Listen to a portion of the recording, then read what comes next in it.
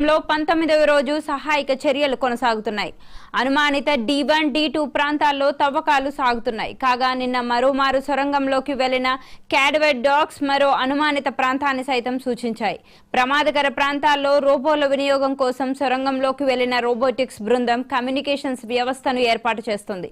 ఈ రోజు నుంచి రోబోలు సైతం లోపలికి వెళ్లనున్నాయి. ప్రమాదకర ప్రాంతాల్లో శిథిలాల తొలగింపు, కన్వేయర్ బెల్ట్ ద్వారా బయటకు తరలించేందుకు వీటిని వినియోగించే అవకాశం కూడా ఉండనుంది. అక్కడ జరిగే సహాయక చర్యలను నాగర్ కర్నూల్ కలెక్టర్ బదావత్ సంతోష్, ఎస్పీ గైక్వాడ్లు దగ్గర ఉండి పర్యవేక్షిస్తున్నారు.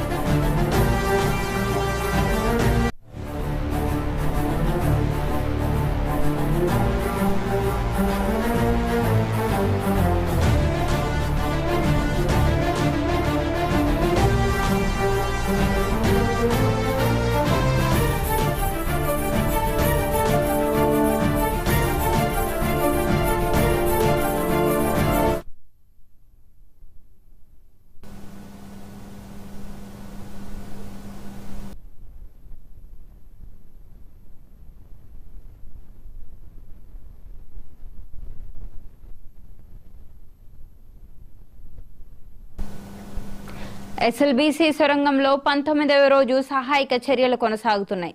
అనుమానిత D1, D2 ప్రాంతాల్లో తవ్వకాలు సాగుతున్నాయి. కాగా నిన్న మరోమారు సొరంగంలోకి వెళ్లిన క్యాడవెట్ డాగ్స్ మరో అనుమానిత ప్రాంతాన్ని సైతం సూచించాయి. ప్రమాదకర ప్రాంతాల్లో రోబోల వినియోగం కోసం సొరంగంలోకి వెళ్లిన రోబోటిక్స్ బృందం కమ్యూనికేషన్ వ్యవస్థను ఏర్పాటు చేస్తుంది. ఈ రోజు నుంచి రోబోలు సైతం లోపలికి వెళ్లనున్నాయి. ప్రమాదకర ప్రాంతాల్లో శిథిలాల తొలగింపు, కన్వేయర్ బెల్ట్ ద్వారా బయటకు తరలించేందుకు వీటిని వినియోగించుకునే అవకాశం కూడా ఉండనుంది.